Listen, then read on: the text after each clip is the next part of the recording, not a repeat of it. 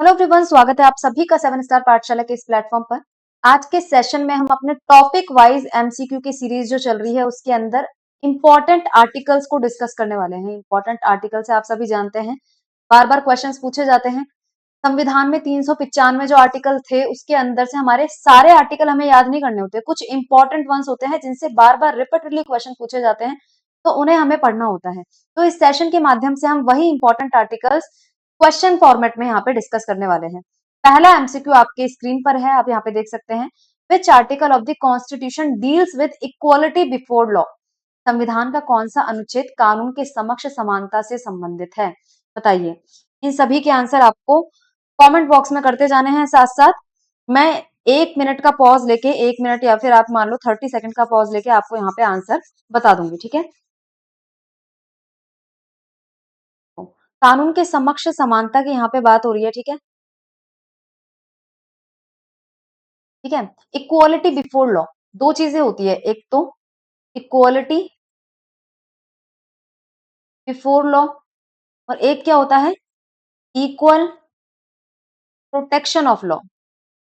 Equal protection of law, ये दोनों ही चीजें किसके अंदर आती है? समानता के अधिकार के अंदर आती है। समानता का अधिकार जो कि एज अ ग्रुप डिस्कस करें तो आर्टिकल नंबर 14 से 18 में दिया हुआ है। और ये जो दो चीजें हैं, कानून के समक्ष समानता और कानूनों का समान संरक्षण, ये दिया गया है स्पेसिफिकली आर्टिकल नंबर 14 के अंदर। इनमें से एक यूके का कॉन्सेप्ट और एक यूएसए का कॉन्सेप्ट है, ठीक है। आर्टिकल नंबर 14 इसका क्या हो जाएगा, करेक्ट आंसर हो जाएगा। आर्टिकल नंबर 15 5 आधारों पर लोगों के बीच, नागरिकों के बीच भेदभाव का निषेध करता है पब्लिक प्लेसेस को एक्सेस करने में, कि आप पब्लिक प्लेसेस हैं उनको एक्सेस करने में, सार्वजनिक जो स्थान है उनको एक्सेस करने में लोगों के साथ भेदभाव नहीं करोगे। 5 आधारों पर। 5 आधार कौन से? रिलीजन, रेस, कास्ट, जेंडर और प्लेस ऑफ बर्थ, ठीक है। धर्म, जाति, मूलवंश, लिंग और जन्म स्थान, इनके आधार पर भेदभाव नहीं किया जाएगा। इसके अंदर हमने दो चीज आती है, देख ली, इक्वालिटी बिफोर लॉ और इक्वल प्रोटेक्शन ऑफ लॉ। क्या आर्टिकल नंबर 16 7 आधारों पर भेदभाव का निषेध करता है। Religion, race, caste, gender, place of birth, descent और रेजिडेंस, ठीक है, उद्भव और निवास, ये दो और ऐड हो जाते हैं। इन दो आधारों पर आपके साथ भेदभाव नहीं किया जाएगा। किसमें? सामाजिक सार्वजनिक नियोजन में, या फिर आप कह सकते हो इजी लैंग्वेज में बोलो तो गवर्नमेंट जॉब के अंदर, ठीक है। इसके अलावा आर्टिकल नंबर 13 किसकी बात करता है? जुडिशियल जुडिशियल रिव्यू की बात करता है। एक तरीके से जुडिशियल रिव्यू यहां से निकल कर आता है, कैसे? क्योंकि आर्टिकल नंबर 13 कहता है कि मौलिक अधिकारों से, फंडामेंटल राइट से असंगत जो भी, जो कोई कानून बनाया जाएगा, कोई लॉ बनाया जाएगा, फंडामेंटल राइट से असंगत है तो वो क्या हो जाएगा? शून्य हो जाएगा, नल एंड वॉइड हो जाएगा। ऐसा कोई भी लॉ बनाया जा रहा है जो फंडामेंटल राइट के अगेंस्ट जाता है, उनके इक्वल नहीं है, तो वो ऐसा लॉ क्या हो जाएगा? जीरो हो जाएगा। और जीरो कौन करेगा? जुडिशरी करेगी, कोर्ट करेगा, ठीक है। तो कोर्ट का जुडिशियल रिव्यू का सिद्धांत कहां से निकल कर आता है? Article number 13। आई होप आपको ये सभी चीजें समझ में आ गई हैं। आगे बढ़ते हैं नेक्स्ट पे। कौन सा अनुच्छेद अस्पृश्यता के उन्मूलन का प्रावधान करता है? Which article provides for abolition of untouchability? Article number 15, article number 16, article number 17 और आर्टिकल नंबर 18। ये चारों ही आर्टिकल मैंने आपको बताया कि right to equality, right to equality से संबंधित है।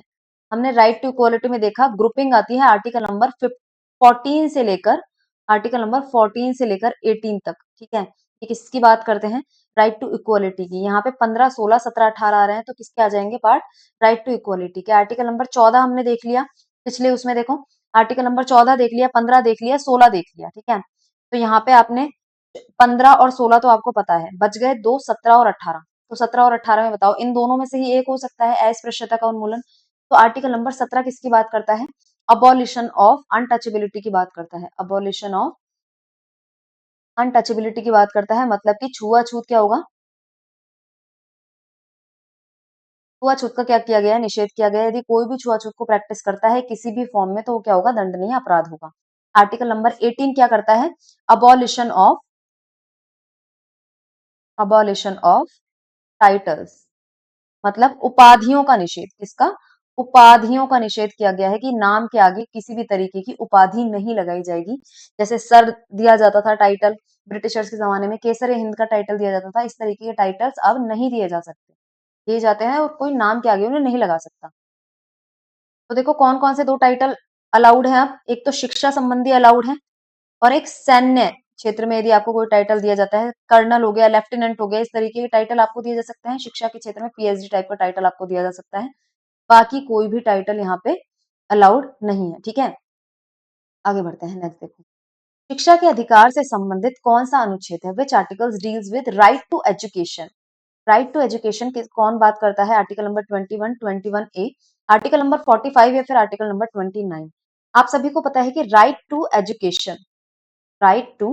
एजुकेशन ये हमारे किसमें नहीं था? ओरिजिनल कॉन्स्टिट्यूशन का पार्ट नहीं था। Right to education was added by an amendment. किसके द्वारा ऐड किया गया है? अमेंडमेंट से ऐड किया गया है या फिर संशोधन के माध्यम से ऐड किया गया है, ठीक है?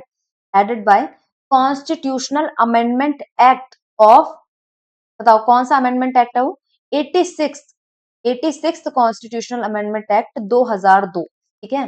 संविधान संशोधन अधिनियम 86वें नंबर का था जो 2002 में आया था, उसके माध्यम से संविधान में right to education as a fundamental right add किया गया था, ठीक है? तो ये कौन से आर्टिकल के अंदर ऐड किया गया? ये ऐड किया गया था आर्टिकल नंबर 21 क्लॉज ए, ठीक है? 21 that is right to life and personal liberty, right to life and personal liberty. इसका सब पार्ट या फिर सब क्लॉज आप कह सकते हैं 21A के अंदर राइट टू एजुकेशन को ऐड किया गया। आर्टिकल नंबर 45 ये भी किससे रिलेटेड है? आर्टिकल नंबर 86 अमेंडमेंट से रिलेटेड है। इसके अंदर पहले 6 से 14 वर्ष तक के बच्चों के लिए बात की गई थी कि 6 से 14 वर्ष तक के बच्चों को निशुल्क और अनिवार्य शिक्षा प्रदान करना उनकी जो राज्य है उनका क्या होगा? दायित्व होगा। आर्टिकल नंबर 45 किसकी बात करता है? डीपीएसपी की बात करता है। तो ये राज्य का कर्तव्य था, राज्य को निर्देश दिया गया था, राज्य को डायरेक्ट किया गया था, राज्य को निर्देश दिया गया था कि आप 6 से 14 वर्ष तक के बच्चों को क्या करोगे? एजुकेशन प्रोवाइड करवाओगे, ठीक है? इन फ्यूचर जब भी आप ऐसा कर पाते हो, रिसोर्सेज आपके पास आ जाते हैं तो। लेकिन अब जब इसको 6 से 14 वर्ष तक के बच्चों के लिए निशुल्क और अनिवार्य शिक्षा क्या बना दिया गया? फंडामेंटल राइट बना दिया गया आर्टिकल नंबर 21A के अंदर। तो अब यहाँ पे 6 से 14 लिखने का कोई मतलब नहीं बनता, तो इसको 6 से 14 हटा के क्या कर दिया गया? 0 से 6 कर दिया गया। तो ये चेंजेस ये 86th कॉन्स्टिट्यूशनल अमेंडमेंट एक्ट के द्वारा किए गए थे, इनके माध्यम से किए गए थे, ध्यान रखना है। एक चेंज तो फंडामेंटल राइट में किया गया कि आर्टिकल नंबर 21A ऐड कर दिया गया। एक चेंज आर्टिकल नंबर 45 डीपीएसपी के अंदर किया गया जिसमें आर्टिकल नंबर 45 में एज ग्रुप को 6 से 14 से बदल के क्या कर दिया गया? 0 से 6 कर दिया गया। इसी के साथ फंडामेंटल ड्यूटी में भी एक चेंज हुआ था जिसके अंदर 11th नंबर की फंडामेंटल ड्यूटी ऐड की गई थी जिसके अंदर क्या लिखा गया है? वही चीज 6 से 14 वर्ष तक के बच्चों को free and compulsory education provide करवाना किसका कर्तव्य होगा? गार्जियंस का, ठीक है? गार्जियंस का या फिर पेरेंट्स का, ठीक है? तो यहाँ पे ये चीज 3 चीजें किसके माध्यम से? 86th अमेंडमेंट के माध्यम से की गई। आर्टिकल नंबर 29 किसकी बात करता है? आर्टिकल नंबर 29 रिलेटेड है कल्चरल एंड एजुकेशनल राइट्स से, ठीक है? आर्टिकल नंबर 29 और 30 दोनों कल्चरल और एजुकेशनल राइट्स की बात करते हैं। नागरिकों का कोई भी समूह, एनी ग्रुप ऑफ सिटीजन्स, नागरिकों का कोई भी समूह जिसकी कोई विशिष्ट भाषा या लिपि है उसको संरक्षित करने का अधिकार उसके पास होगा। आगे क्वेश्चन आएगा जब हम और डिस्कस करेंगे डिटेल में इसको। 29 and 30 cultural and educational right से संबंधित है, आपको याद रखना है। Which article gives the right to freedom of speech and expression?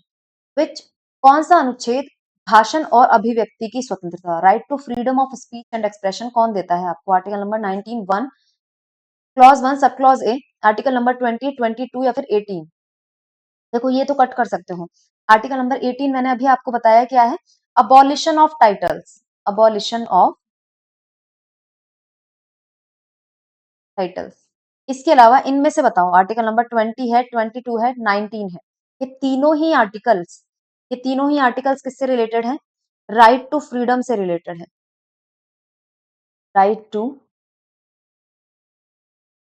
Freedom से रिलेटेड है, ठीक है? इसके अंदर कौन-कौन से आर्टिकल आते हैं? आर्टिकल नंबर 19 से लेकर 22 तक, ठीक है? 19 से लेकर 22 किसका पार्ट है? राइट टू फ्रीडम का पार्ट है। 19 20 तो आपको दे ही रखा है। एक 22 दिया हुआ है।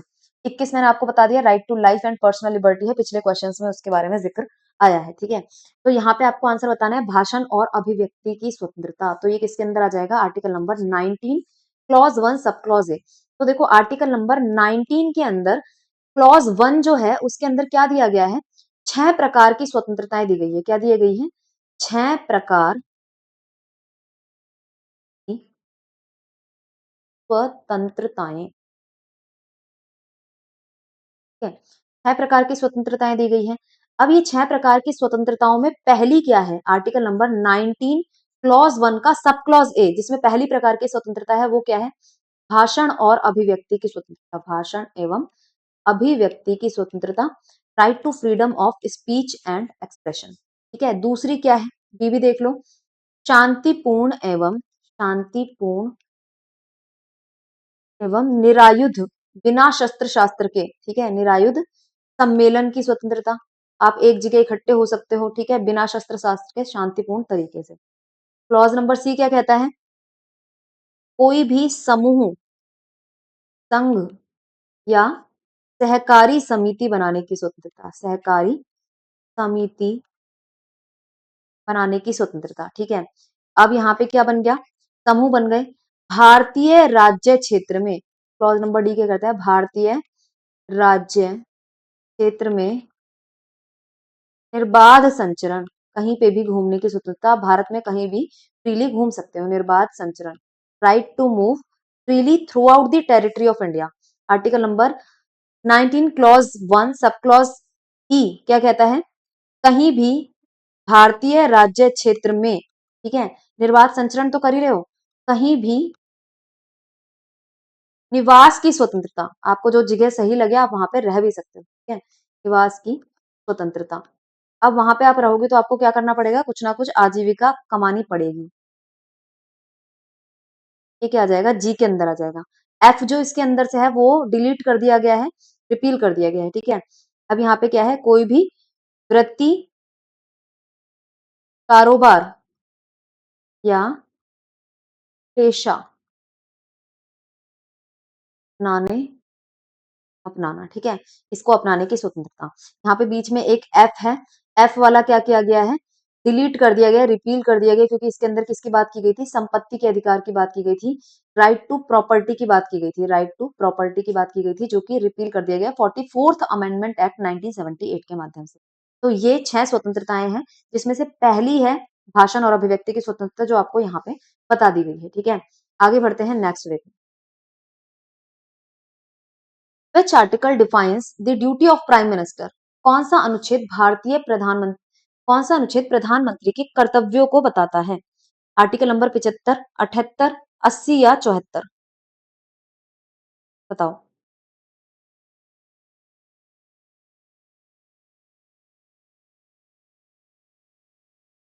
देखो ये ऑलमोस्ट जो सभी आर्टिकल्स हैं वो किससे रिलेटेड हैं, 80 को छोड़ दो तो ये आर्टिकल्स बाकी के किससे रिलेटेड हैं, प्रधानमंत्री और उनकी मंत्रिपरिषद से कहीं ना कहीं संबंधित हैं।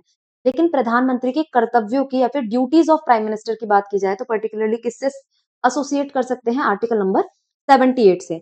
आर्टिकल नंबर 78 क्या कहता है कि प्रधानमंत्री राष्ट्रपति को क्या करेगा, जो पीएम है किसको क्या देंगे, प्रेसिडेंट को, प्रेसिडेंट को सरकार के जो काम काज हैं उससे संबंधित जानकारी प्रोवाइड करेंगे, ठीक है, कौन कौन से, विधि विषयक, विधान विषयक, ठीक है, विधान विषयक या प्रशासन संबंधी, प्रशासन संबंधी जो भी जानकारी राष्ट्रपति के द्वारा मांगी जाए या फिर नहीं भी मांगी जाए तो प्रधानमंत्री का कर्तव्य है कि वो क्या करे, राष्ट्रपति को इस प्रकार की सभी सूचनाएं प्रदान करें। आर्टिकल नंबर 75 की यदि बात करें तो ये प्रधानमंत्री की नियुक्ति, पीएम जो अपॉइंट किए जाते हैं किसके द्वारा किए जाते हैं, अपॉइंटेड बाय प्रेसिडेंट, ये बात किसमें लिखी गई है, आर्टिकल नंबर 75 के अंदर लिखी गई है। आर्टिकल नंबर 74 की बात करो तो राष्ट्रपति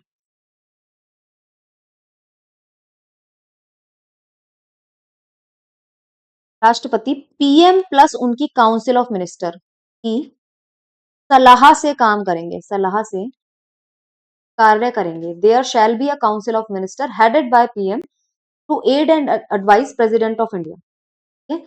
ये बात किसमें लिखी गई है? आर्टिकल नंबर 74 में लिखी गई है, याद रखना है। देन उसके बाद आर्टिकल नंबर 80 आता है, जो कि राज्यसभा से रिलेटेड है। ठीक है, राज्यसभा का संगठन या फिर राज्यसभा की संरचना, उसके अंदर कितने सदस्य हैं, उनका निर्वाचन किस तरीके से होता है, ये सारी चीजें आर्टिकल नंबर 80 बताता है। आगे बढ़ते हैं, नेक्स्ट देखो। संविधान का अनुच्छेद 356 किससे संबंधित है? Article article 356 of the constitution is related to emergency in state, national emergency, financial emergency या प्रेसिडेंट रूल।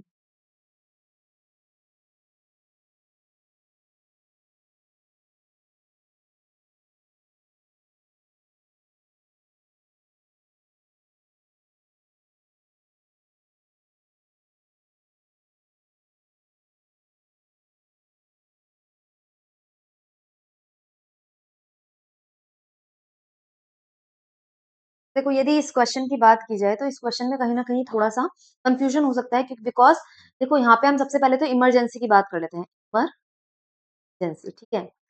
इमरजेंसी के अंदर तीन टाइप की इमरजेंसीज होती हैं। पहली यदि बात करें तो national emergency, that is given in article number 352, national emergency. दूसरा क्या है हमारा? स्टेट इमरजेंसी, या फिर उसे क्या भी बोला जाता है? प्रेसिडेंट रूल भी बोला जाता है, प्रेसिडेंट रूल या फिर स्टेट इमरजेंसी, स्टेट इमरजेंसी। और लास्ट क्या है? फाइनेंशियल इमरजेंसी या फिर वित्तीय आपात। ठीक है, ये कितने में दिया गया है? आर्टिकल नंबर 352 ये दिया गया है, आर्टिकल नंबर 356 एंड ये वाला दिया गया है आर्टिकल नंबर 60। यहाँ पे हम बात कर रहे हैं आर्टिकल नंबर 356 की, तो इसके अंदर दोनों ही चीजें आ रही हैं। इसको हम नेशनल इमरजेंसी, जहां पूरे देश में लगाई जाती है, स्पेसिफिकली मेजरली क्या होता है? मेजरली यही होता है कि पूरे देश में इसको लगाया जाता है, क्योंकि ये बाह्य आक्रमण के चलते होती है। यदि बाह्य देश ने, किसी दुश्मन देश ने आक्रमण कर दिया, तो हम क्या करेंगे कि पूरे देश में क्या लगा सकते हैं? राष्ट्रीय आपातकाल लगा सकते हैं। वैसे ये किसी एक पर्टिकुलर एरिया में भी लगाया जा सकता है, पर नॉर्मली ये पूरे देश में लगाया जाता है। प्रेसिडेंट रूल पूरे देश में नहीं लगता, किसी पर्टिकुलर स्टेट में लगता है। किसी पर्टिकुलर स्टेट में यदि संवैधानिक व्यवस्था विफल हो जाती है, वहां पे कॉन्स्टिट्यूशनल मशीनरी का ब्रेकडाउन हो जाता है, तो वहां पे क्या लगाया जाता है? प्रेसिडेंट रूल लगाया जाता है। उस राज्य की जो पर्टिकुलर सरकार है, उसके हाथों से कंट्रोल छीन के सेंटर के हाथ में आ जाता है। तो इसको स्टेट इमरजेंसी बोला जाता है, क्योंकि पर्टिकुलर स्टेट में लगाई जाती है। तो यहाँ पे ऑप्शन नंबर ए और ऑप्शन नंबर डी दोनों ही करेक्ट हो सकता है। तो इसमें ऑप्शन नंबर एक ई बना लो आप, जिसके अंदर आपको क्या देखना है? ऑप्शन नंबर ऑप्शन नंबर ई, इसके अंदर क्या लिखा है? A and D both. तो आपको क्या टिक करना होगा? ए एंड डी बोथ को। ठीक है, किसी बच्चे को क्लियर हो गया, बहुत अच्छी बात है। ठीक है, फाइनेंशियल इमरजेंसी एक भी बार इंडिया में नहीं लगाई गई है। प्रेसिडेंट रूल काफी बार लगाया गया है, जिसमें से पंजाब में पहली बार लगाया गया था। नेशनल इमरजेंसी की यदि बात की जाए तो 3 बार लगाई गई है। एक बार चीन से युद्ध के दौरान, एक बार पाकिस्तान से युद्ध के दौरान, और एक बार इंदिरा गांधी ने इंटरनल रीजंस की वजह से क्या लगाई थी? इमरजेंसी इम्पोज की थी। Which article deals with special status to Jammu Kashmir before abrogation? कौन सा अनुच्छेद जम्मू कश्मीर को विशेष दर्जा देने से संबंधित है निरसन से पहले? मतलब कि इसको खत्म कर दिया गया है, अब हटा दिया गया है, लेकिन उससे पहले जम्मू कश्मीर को विशेष दर्जा कौन से आर्टिकल के द्वारा दिया गया था? तो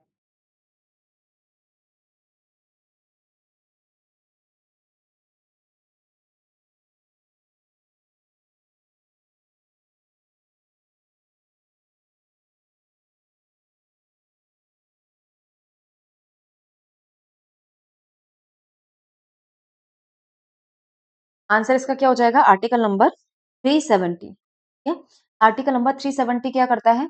क्या करता था? जे एंड के को स्पेशल स्टेटस देता था। जम्मू कश्मीर का अलग से क्या था? कॉन्स्टिट्यूशन था। जम्मू कश्मीर का अलग से क्या था? फ्लैग था। वहां पे जितनी भी व्यवस्थाएं थी, अलग तरीके से काम करती थी। भारत के जो कानून है, वहां पे थोड़े मॉडिफिकेशंस के साथ लागू होते थे, स्पेशली जम्मू कश्मीर के अंदर। तो ये चीजें आर्टिकल नंबर 370 की वजह से जम्मू कश्मीर को स्पेशल स्टेटस मिला हुआ था। लेकिन अब क्या है? ये वाला जो आर्टिकल है वो रिवोक कर लिया गया है। अब जे एंड के भी बाकी कंट्री के अंदर जितने भी स्टेट्स हैं, उनकी तरह इसका दर्जा हो गया है। आर्टिकल नंबर 368 किसकी बात करता है? संविधान में संशोधन प्रक्रिया की बात करता है। ठीक है, इतना ही है इसमें से इम्पोर्टेंट है, इतना याद रख लोगे। संवैधानिक उपचारों का अधिकार किसके तहत गारंटीड है? Right to constitutional remedies is guaranteed under. Right to constitutional remedy. देखो, जो हमारे जितने भी फंडामेंटल राइट्स हैं, आपको बताया टोटल 6 हैं। इसमें से यदि किसी का भी वॉयलेशन होता है, किसी का भी किसी भी तरीके से वॉयलेशन होता है, तो क्या है, कोर्ट्स इसका क्या करते हैं, कोर्ट्स उस पे रेमेडी देते हैं। इसके लिए हम क्या कर सकते हैं, 2 तरीके से हम रेमेडी ले सकते हैं, या तो सुप्रीम कोर्ट के पास जाएँगे या फिर हाई कोर्ट के पास। Supreme court under article 32 and high court under article 226 क्या कर सकते हैं, फंडामेंटल राइट्स को एनफोर्स करने के लिए रिट्स जारी कर सकते हैं। Writs are called those orders जो कि किसके द्वारा जारी किए जाते हैं, सुप्रीम कोर्ट या फिर हाई कोर्ट के द्वारा। किस लिए जारी किए जाते हैं, एनफोर्स करने के लिए फंडामेंटल राइट्स को। ये रिट्स भी 5 टाइप्स की होती है, आगे आने वाले क्वेश्चंस में इसको भी देखेंगे। फिलहाल के लिए आपको बताना है राइट टू कॉन्स्टिट्यूशनल रेमेडी, ये जो सारी चीजें बताई गई हैं कौन से आर्टिकल के अंदर दी गई है। तो यहाँ पे आपको दिखाई दे रहा है, देखो आर्टिकल 32 और 226 दो आर्टिकल्स हैं इसके अंदर, ठीक है। और इसके अंदर से हमारा कौन सा हो जाएगा, आर्टिकल नंबर 32 जो हमारा लास्ट फंडामेंटल राइट भी है, वो क्या है हमारा, संवैधानिक उपचारों के अधिकार की बात करता है। आर्टिकल नंबर 13 मैंने आपको बता दिया, जुडिशियल रिव्यू की बात करता है। आर्टिकल नंबर 14 दो चीजें आती है, इक्वालिटी बिफोर लॉ और equal protection of law. Article number 21 right to life and personal liberty. Which article empowers the president to declare emergency, ये मैंने आपको बता दिया। राष्ट्रपति को आपातकाल घोषित करने का अधिकार कौन सा आर्टिकल देता है, which article empowers the president to declare emergency. Article number 350, 360, 356 या 365।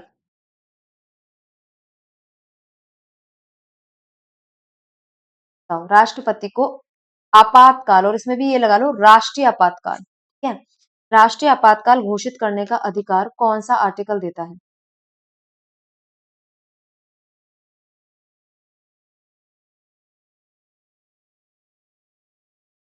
देखो मैंने आपको बताया था 3 टाइप की इमरजेंसी होती है, उसमें से राष्ट्रीय आपातकाल किससे संबंधित है, आर्टिकल नंबर 352। तो आंसर क्या हो जाएगा, 360 किसकी बात करता है, फाइनेंशियल इमरजेंसी की। 356 किसकी बात करता है, स्टेट इमरजेंसी या फिर प्रेसिडेंट रूल की। आगे बढ़ते हैं, नेक्स्ट देखते हैं।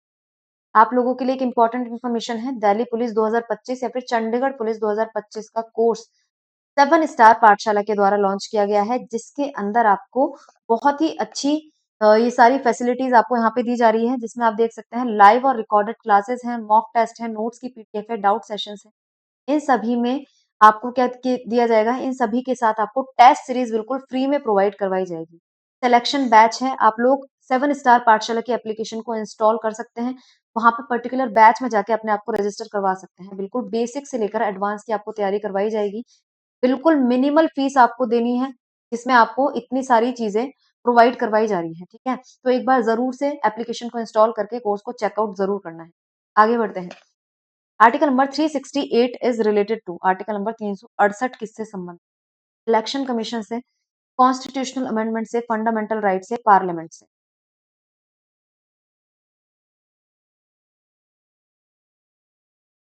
तो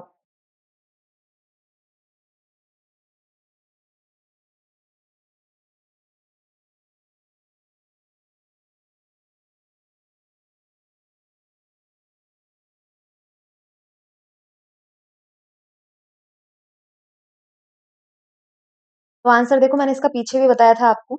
आर्टिकल नंबर 368 किससे रिलेटेड है, यहाँ पे हो जाएगा ऑप्शन नंबर बी, संविधान संशोधन से संबंधित है। आर्टिकल नंबर 368 दो टाइप की प्रक्रियाएं बताता है जिससे संविधान को अमेंड किया जा सकता है, और 368 के बाहर एक और प्रक्रिया है जिसके माध्यम से संविधान संशोधित हो सकता है।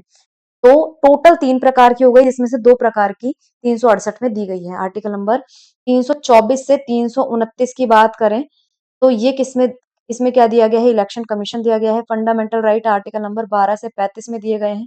और संसद हमारी क्या है, देश की विधायिका। ये बताओ, इसका आपको क्या बताना है, आंसर कमेंट बॉक्स में बताना है, ठीक है। जो भी बच्चे देख रहे हैं कमेंट बॉक्स में जरूर से बताएं कि इंडियन पार्लियामेंट, भारत की विधायिका, संसद, कानून निर्मात्री संस्था, इसके बारे में जो आर्टिकल है कौन से आर्टिकल में संसद का वर्णन है। Which article mentions uniform civil code, कौन सा अनुच्छेद समान नागरिक संहिता का उल्लेख करता है, आर्टिकल नंबर 44, 40, 45 या 43।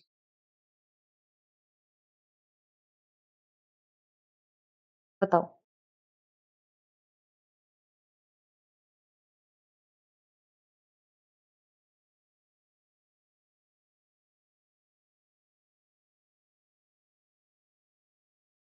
आंसर इसका क्या हो जाएगा, आर्टिकल नंबर 44।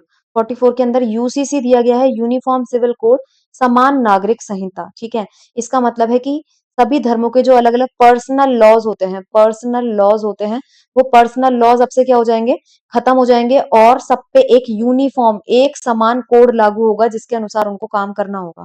फिलहाल मुस्लिम्स में उनका पर्सनल लॉ शरीयत लागू है, जिसके अनुसार उनके निकाह होते हैं, डिवोर्स होते हैं, और भी बहुत सारी चीजें रन करती है। ऐसे हिंदूज में हिंदूज मैरिज एक्ट है, स्पेशल मैरिज एक्ट है, जिसके अनुसार चीजें रन करती है। इसी तरीके से और भी हैं, जितने भी धर्म है उनके अंदर अपने अपने पर्सनल लॉज हैं, लेकिन अब यूनिफॉर्म सिविल कोड के माध्यम से ये क्या हो जाएगा, सबके पर्सनल लॉज खत्म हो जाएंगे, और क्या हो जाएगा, एक समान कोड सब पर लागू होगा। अभी हुआ नहीं है, ऐसा भविष्य में हो सकता है। तो आर्टिकल नंबर 44 इसकी बात करता है। ये किसका वो है, डीपीएसपी का, ठीक है। इसके अलावा आर्टिकल नंबर 40 किससे संबंधित है, पंचायत से रिलेटेड है, ऑर्गेनाइजेशन ऑफ पंचायत, ठीक है। इसके अलावा आर्टिकल नंबर 45 मैंने आपको बता दिया था, 0 से 6 वर्ष तक के बच्चों के लिए अर्ली चाइल्डहुड केयर और एजुकेशन, ठीक है। 3 साल का बच्चा तो पढ़ने लग जाता है ना, तो अर्ली चाइल्डहुड एजुकेशन भी दी जाएगी। Article number 43 living wages of workers की बात करता है, वर्कर्स को निर्वाह मजदूरी दिया जाना आवश्यक है, लिविंग वेजेस फॉर वर्कर्स, है। तो ये आपको याद रखना है, ये चारों ही आर्टिकल किससे रिलेटेड है, डीपीएसपी से, राज्य के नीति निदेशक तत्व, जो कि आर्टिकल नंबर 36 से लेकर 51 में दिए गए हैं, ठीक है। 36 से लेकर 51 में दिए गए हैं, part number 4 of Indian constitution, ठीक है। क्लियर है, आगे बढ़े, नेक्स्ट देखो। धर्मनिरपेक्ष शब्द प्रस्तावना में किसके द्वारा जोड़ा गया था, the term secular was added to the preamble by 42nd amendment, 44th amendment, 61वां संविधान संशोधन, या फिर 73rd कॉन्स्टिट्यूशनल अमेंडमेंट एक्ट, बताओ।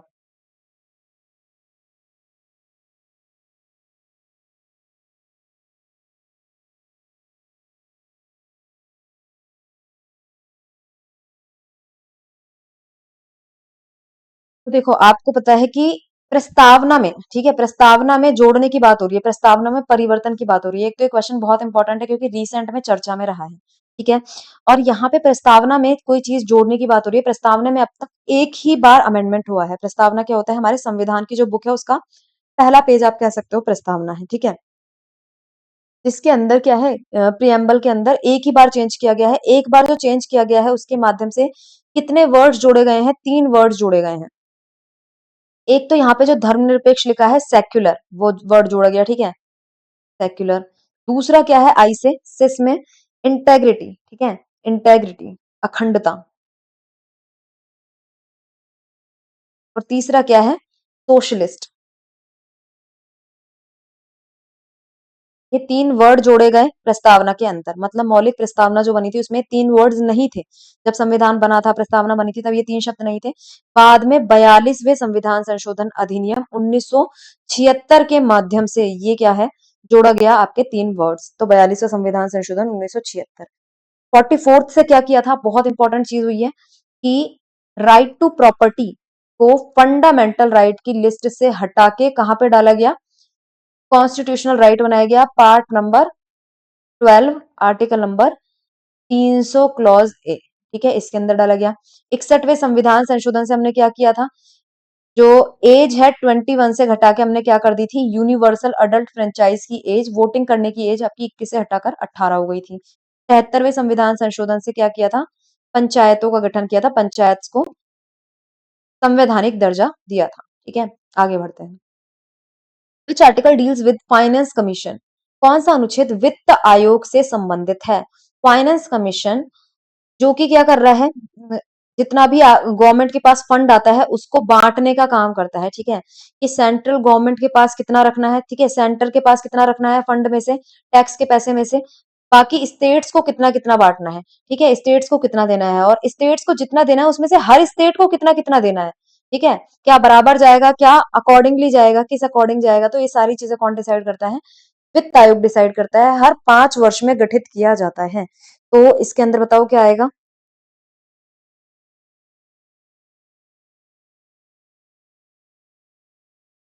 इस वक्त कौन सा फाइनेंस कमीशन चल रहा है, ये भी आपको बताना है।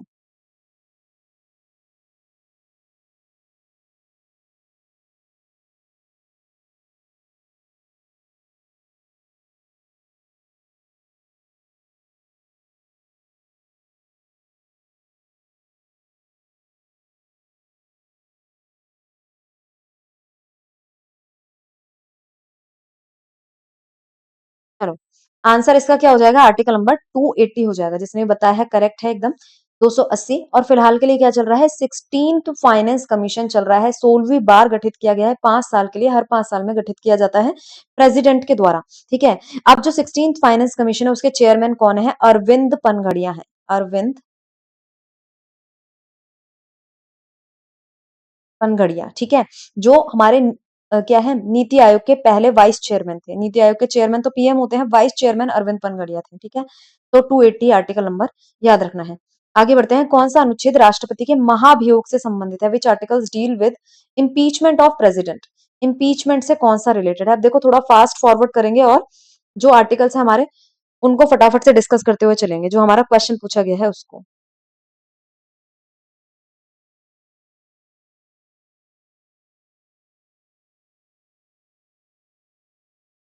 चलो जल्दी बताएंगे।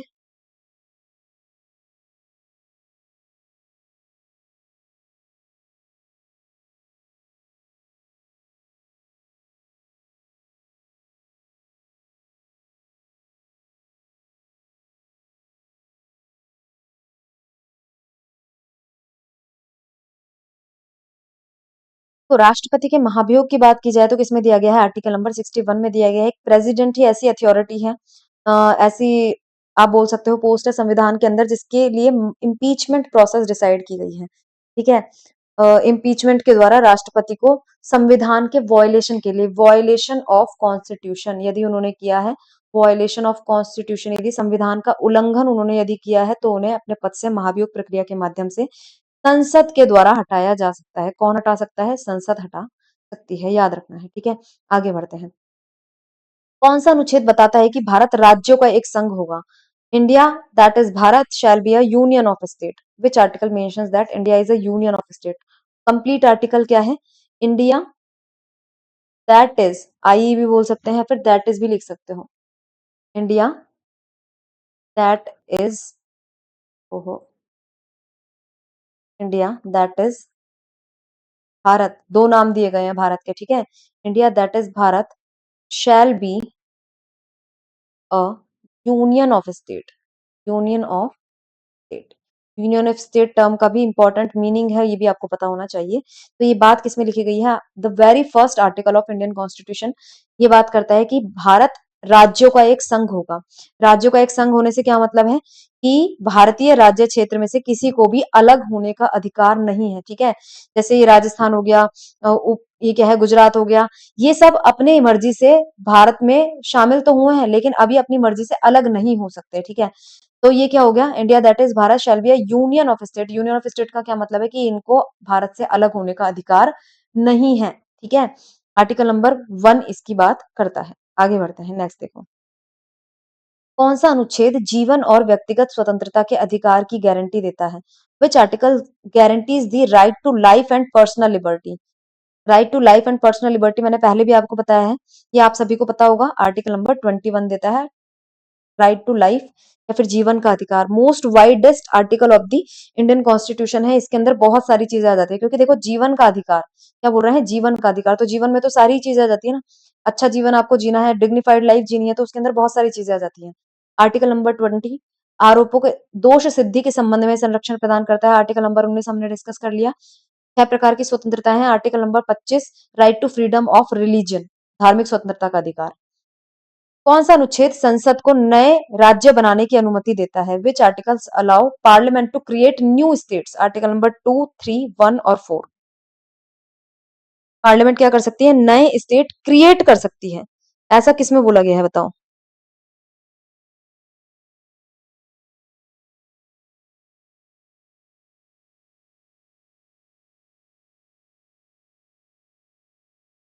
देखो आर्टिकल नंबर, इसके अंदर से यदि हम बात करें तो आर्टिकल नंबर 3। ठीक है, आर्टिकल नंबर 3 किसकी बात करता है कि जो इसके अंदर देखो भारत जो है ना, भारत की बाउंड्रीज के अंदर से किसी एक राष्ट्र राज्य को किसी दूसरे राज्य से मिक्स कर देना। मान लो आज को एक लॉ पास हो गया कि जो गुजरात है और राजस्थान है, इन दोनों को मर्ज किया जा रहा है, अब क्या बन जाएंगे, एक राज्य बन जाएंगे। ठीक है, तो ये क्या हो गया, एक नया ही स्टेट क्रिएट हो गया। इसके साथ ही ये बात हो जाए कि जो हमारा क्या है, मान लो केरला है, केरला को काट के दो पार्ट्स में डिवाइड किया जा रहा है, नॉर्थ केरला और साउथ केरला। तो ये भी क्या है, दो स्टेट्स क्रिएट हो गए, नॉर्थ केरला बन गया, एक साउथ केरला बन गया, ठीक है। जिस तरीके से जम्मू कश्मीर को काट के दो यूटीज बना दी गई थी, एक जम्मू कश्मीर और एक लद्दाख। तो इस तरीके से नए राज्य बन जाते हैं, उसकी पावर संसद के पास है, संसद ऐसा काम कर सकती है अंडर आर्टिकल 3, ठीक है। तो पार्लियामेंट को नए स्टेट्स क्रिएट करने और उनकी बाउंड्रीज को अल्टर करने की, किसी को बढ़ा देना, किसी को घटा देना, ये किसके हाथ में है, संसद के हाथ में है। इसके साथ ही कोई all together new state India के अंदर शामिल करना, तो वो किसके अंदर आता है, आर्टिकल नंबर 2 के अंदर आता है, ठीक है। आर्टिकल नंबर 3 और आर्टिकल नंबर 2 में थोड़ा सा डिफरेंस है, ठीक है। आर्टिकल नंबर 2 किसकी बात करता है, फॉर्मेशन ऑफ न्यू स्टेट्स की बात करता है। एक क्रिएशन होता है, एक फॉर्मेशन होता है, दोनों में अंतर है, ठीक है। एक सेकेंड।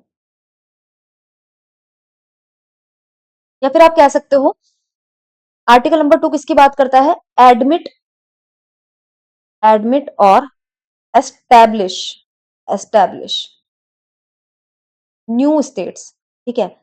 यहाँ पे अब आपको बाउंड्रीज, ये जो ऑलरेडी एग्जिस्ट कर रहे हैं, उनमें यदि कोई चेंज किया जा रहा है, उनको ही काट के दो बना दिए या मर्ज करके एक बना दिया, वो चीज हो रही है, तो आर्टिकल नंबर 3। लेकिन कोई नया स्टेट आ रहा है, जैसे मान लो कि बांग्लादेश का छोटा सा पार्ट काट के इंडिया में मिक्स कर लिया, तो ये जो पार्ट है, ये क्या है, ऑल टुगेदर एक न्यू स्टेट है, इंडिया का पार्ट नहीं था अभी। तो ये क्या हो जाएगा, आर्टिकल नंबर 2 के अंदर आएगा। एडमिट कर लिया, अपने अंदर मिला लिया, एस्टेब्लिश किया है न्यू स्टेट, ठीक है। एडमिट करना और नए स्टेट क्रिएट करना, क्रिएट करना है, फॉर्म करना है, ये क्या है, ये अलग अलग चीजें हैं, इनको ध्यान रखना है। और आर्टिकल नंबर 4 क्या कहता है कि ये जो काम किए जाएंगे आर्टिकल नंबर 2 और 3 में, इसको क्या नहीं माना जाएगा, इसको कॉन्स्टिट्यूशन में अमेंडमेंट नहीं माना जाएगा, साधारण विधायी प्रक्रिया से ये काम किया जा सकता है। तो ये आपका आर्टिकल नंबर 1 से लेके 4 हो गया। ये किसमें दिया, ये क्या हो गया आपका, part number 1 of Indian constitution complete हो गया, ठीक है। पार्ट नंबर 2 क्या बात करता है, सिटीजनशिप की बात करता है, जिसमें आर्टिकल नंबर 5 से 11 बताए गए हैं। कौन सा अनुच्छेद कानूनों की संवैधानिक वैधता से संबंधित है, which articles deals with constitutional validity of laws, article number 12, 13, 14 या 15। देखो मैंने आपको जुडिशियल रिव्यू बताया था, तब इस आर्टिकल के बारे में बताया था, ठीक है। जुडिशियल रिव्यू की जब बात की थी, कानूनों की संवैधानिक वैधता से संबंधित, तो ये क्या हो जाएगा, आर्टिकल नंबर 13 हो जाएगा। इसके अंदर बोला गया है कि जो फंडामेंटल राइट से असंगत यदि कोई लॉ है, इससे मैच नहीं करता, फंडामेंटल राइट का वायोलेशन करता है, उसके अगेंस्ट जाता है, तो ये लॉ क्या हो जाएगा, शून्य या नल एंड वॉइड डिक्लेयर कर दिया जाएगा, किसके द्वारा, कोर्ट के द्वारा। तो यदि ये कानून है, इसकी वैधता की जांच की जाएगी, इसकी वैलिडिटी की जांच की जाएगी, किससे नापे जाएगा, फंडामेंटल राइट से। यदि फंडामेंटल राइट के अगेंस्ट जाता है, तो इसको क्या कर देंगे, जीरो डिक्लेयर कर देंगे, नल एंड वॉइड डिक्लेयर कर देंगे। और करेगा कौन, कोर्ट करेगा, ठीक है। तो यहीं से जुडिशियल रिव्यू का सिद्धांत निकल के आता है। नेक्स्ट देखो, कौन सा अनुच्छेद भारत के चुनाव आयोग से संबंधित है, तो मैंने आपको बताया था आर्टिकल नंबर 324 से लेके 329। तो ये इसमें से जो पहला आर्टिकल है वो यहाँ पे दिया गया है 324, ठीक है। तो यदि 324 दिया गया है, तो ये आपको 324 पे लगाना है। यदि एक आर्टिकल आपसे पूछा जाता है, तो 324 क्या आ जाएगा, इलेक्शन कमीशन ऑफ इंडिया के गठन की बात करता है। चंडीगढ़ पुलिस और एसएससी जीडी 2026 और चंडीगढ़ पुलिस 2025 दोनों के लिए आपको सिमिलर फीचर्स मिल रहे हैं। फैसिलिटीज आप यहाँ पे देख सकते हैं, लाइव और recorded classes, mock test, notes की पीडीएफ, डाउट सेशंस, और कोर्स के साथ आपको टेस्ट सीरीज बिल्कुल फ्री में प्रोवाइड करवाई जा रही है। 299 रुपीज का कोर्स है, मैं आपको पहले भी बता चुकी हूँ। तो जरूर से एप्लीकेशन को इंस्टॉल करके कोर्सेज को चेकआउट जरूर करना है। आप रजिस्टर कराएं या ना कराएं वो आपकी मर्जी है। एक बार एप्लीकेशन को इंस्टॉल करके कोर्सेज को चेक जरूर करें, वहां डेमो लेक्चर्स हैं, उनको भी लेने की अ, आप क्या कर सकते हैं, लेकर देख सकते हैं। Article number 243 is related to municipalities, Panchayati Raj, cooperative society या ट्राइब्यूनल्स।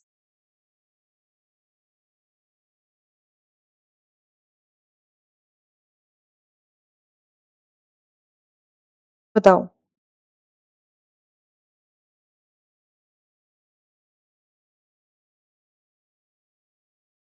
देखो आर्टिकल नंबर 243 किससे संबंधित है, 243 किसको स्टार्ट करता है, पंचायती राज को शुरू करता है, ठीक है। पंचायती राज आर्टिकल नंबर 243, ठीक है, याद रखना है।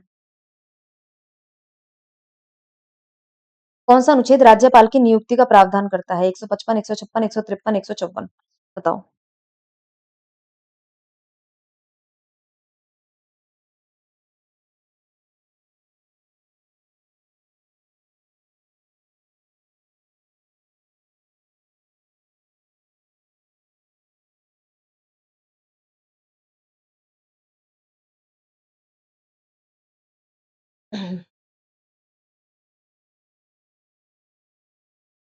देखो आंसर इसका क्या हो जाएगा, राज्यपाल की नियुक्ति की बात करें तो आर्टिकल नंबर किस में आती है, 155 में आती है। ठीक है, 156 में इसका क्या आ जाता है, 156 में क्या आ जाता है, कार्यकाल आ जाता है, क्या आता है, कार्यकाल आ जाता है, नियुक्ति आ जाएगी।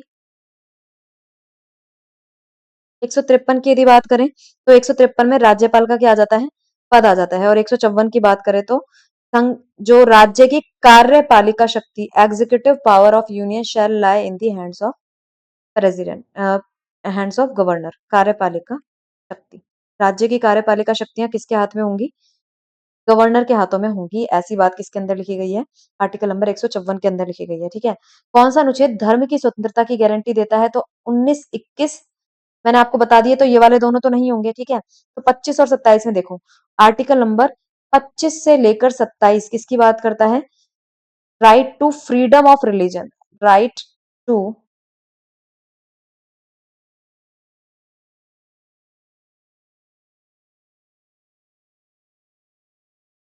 Freedom of religion. ठीक है, अब यहाँ पे यदि आप बात करें, स्पेशली यदि बात करें 25, एक सेकंड, 25 से 28 करोड़ से, ठीक है, 25 से 28, और यहाँ पे यदि बात करें धार्मिक स्वतंत्रता, स्पेशली यदि बात की जा रही है फ्रीडम ऑफ रिलीजन, तो किसके अंदर आ जाएगा, आर्टिकल नंबर 25 के अंदर आ जाएगा। क्योंकि इसके अंदर क्या दिया गया है, एक तो दो चीजें, एक तो अंतःकरण की स्वतंत्रता, अंतःकरण की स्वतंत्रता, ठीक है, और एक क्या आ जाएगा, धर्म को किसी भी धर्म को मानने, उसका आचरण करने और उसका प्रचार प्रसार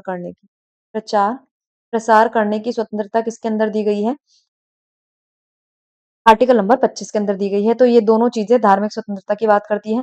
आर्टिकल नंबर 26 के अंदर संस्थाओं का, धार्मिक संस्थाओं का अपने अफेयर्स को मैनेज करने का राइट आता है। आर्टिकल नंबर 27 के अंदर आप किसी भी एक पर्टिकुलर धर्म को आगे बढ़ाने के लिए आपसे टैक्स नहीं लिया जाएगा, ये बात आती है। और आर्टिकल नंबर 28 के अंदर धार्मिक, जो हमारे एजुकेशनल इंस्टीट्यूशंस हैं उसमें धार्मिक शिक्षा दी जा सकती है नहीं, ये इस बात को डिस्कस किया गया है। आगे बढ़ते हैं, कौन सा अनुच्छेद संघ की राजभाषा का उल्लेख करता है, which article mentions official language of the union. देखो राष्ट्रीय भाषा तो अपनी है नहीं, ठीक है, राजभाषा की यहाँ पे बात की जा रही है, ऑफिशियल लैंग्वेज की बात की जा रही है। तो इसके अंदर आर्टिकल नंबर 343, 351, 348 या 345, कौन सा इसके अंदर आएगा बताओ।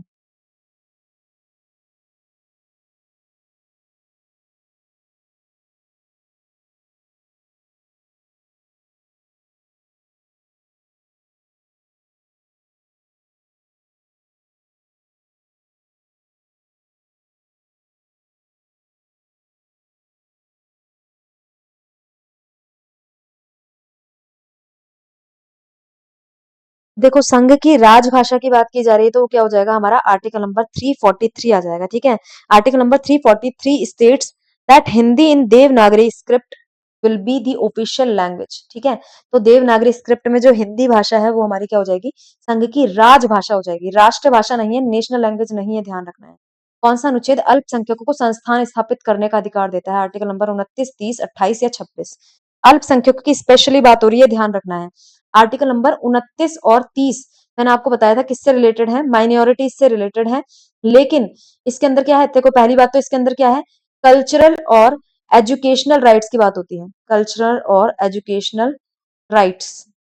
ठीक है, अब यहाँ पे आर्टिकल नंबर 29 किसकी बात करता है, नागरिकों का कोई भी वर्ग, ठीक है, इसके अंदर पूरे देश के अंदर जितने भी लोग हैं, चाहे वो किसी भी कम्युनिटी से संबंधित हो, चाहे वो माइनॉरिटी हो, चाहे वो मेजोरिटी हो, उनको अपनी क्या है, अपनी पसंद, उनकी जो भाषा या लिपि है, उनके अपना जो कल्चर है उसको प्रिजर्व करने का राइट होगा। लेकिन आर्टिकल नंबर 30 इन सभी लोगों में से एक इस छोटे ग्रुप की बात करता है, जिसके अंदर क्या है, कुछ माइनॉरिटी कम्युनिटी के लोग हैं जिनको अपनी भाषा या लिपि है तो उसको सिक्योर करने का राइट होगा, और उसको सिक्योर करने के लिए वो अपने खुद के एजुकेशनल इंस्टीट्यूशन स्थापित कर सकते हैं। ठीक है, तो ये राइट किसके पास है, केवल माइनॉरिटी के पास है। और माइनॉरिटी कितने टाइप की होती है, माइनॉरिटी हमारे संविधान में आप कह सकते हैं दो तरीके की पहचान की गई है, एक तो धार्मिक, ठीक है, और एक भाषाई, जो भाषा कम बोलते हैं जिनकी, वो माइनॉरिटी हो जाएगी। एक धार्मिक, धर्म जिनका क्या है, धार्मिक रूप से उनकी संख्या कम है, जिनके धर्म को मानने वाले लोग कम हैं। तो ये क्या है, 6 ऐसे धर्म हैं। देखो हिंदू तो आएंगे नहीं इसके अंदर, मुस्लिम आ जाएंगे, ठीक है, सिख आ जाएंगे, क्रिश्चियन आ जाएंगे, पारसीज आ जाएंगे, बुद्ध आ जाएंगे, बुद्धाज या बौद्ध, या फिर क्या हो जाएंगे अपने जैन आ जाएंगे, ठीक है। तो ये 6 हमारे क्या हो गए, माइनॉरिटी कम्युनिटी में आते हैं, धार्मिक आधार पर अल्पसंख्यक माने जाते हैं। तो कौन सा अनुच्छेद अल्पसंख्यकों को धार्मिक संस्थान स्थापित करने की बात करता है, आर्टिकल नंबर 30, ठीक है। आगे बढ़ते हैं, नेक्स्ट देखो, कौन सा अनुच्छेद राष्ट्रपति को क्षमादान देने का अधिकार देता है, आर्टिकल नंबर 71, 72, 74 या 75। राष्ट्रपति के पास क्या होती है, पार्डनिंग पावर्स होती है, ठीक है। पार्डनिंग पावर्स के अंदर वो क्या कर सकता है, किसी भी क्या नाम है, किसी भी सजा यदि मिली हुई है किसी कल्प्रिट को, यदि कोर्ट ने उसे क्या दे दी है, सजा दे दी है, लाइफ टाइम इम्प्रिजनमेंट दिया है या फिर फांसी की सजा दी है, तो उसको लास्ट ऑप्शन इसके पास होता है कि प्रेसिडेंट के पास क्या लगा सकता है, गुहार लगा सकता है।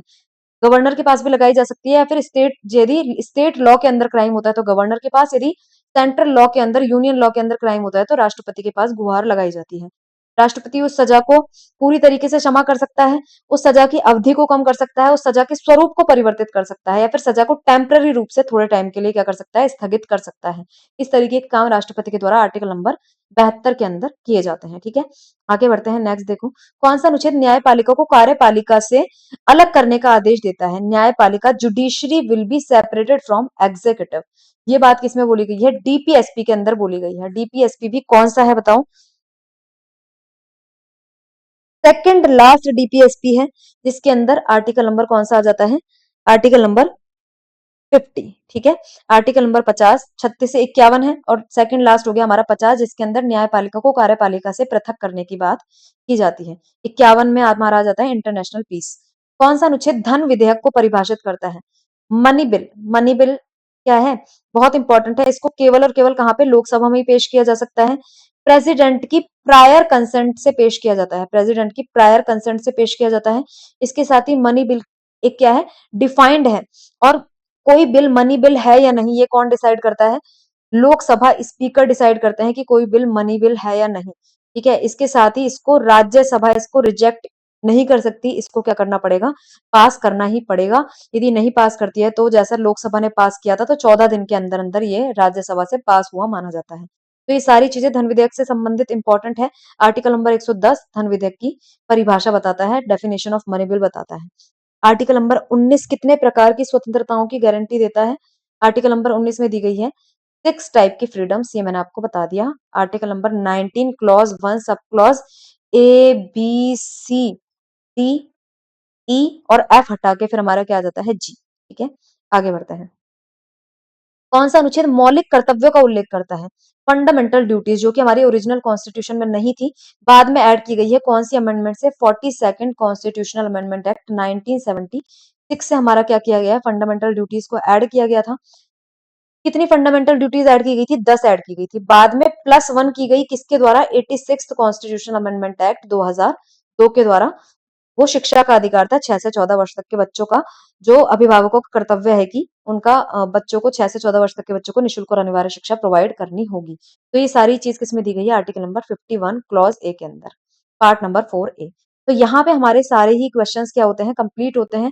ये इंपॉर्टेंट आर्टिकल से रिलेटेड हमने क्वेश्चन डिस्कस किए, और भी क्वेश्चन इससे बनाए जा सकते हैं। एक पार्ट 2 और मैं इसके लिए आपका लेकर आऊंगी, जिसके अंदर हम और इंपॉर्टेंट क्वेश्चंस आर्टिकल के रिगार्डिंग डिस्कस करेंगे। आज के सेशन में इतना ही है। यदि आपको सेशन अच्छा लगता है तो जरूर से चैनल को सब्सक्राइब करें नए हैं तो, और सेशन अच्छा लगता है तो अपने फ्रेंड्स और फैमिली जो भी आपके एग्जाम्स की तैयारी कर रहे हैं उनके साथ सेशन को शेयर जरूर से करें, ठीक है। तो आज के सेशन में इतना ही है। Thank you very much.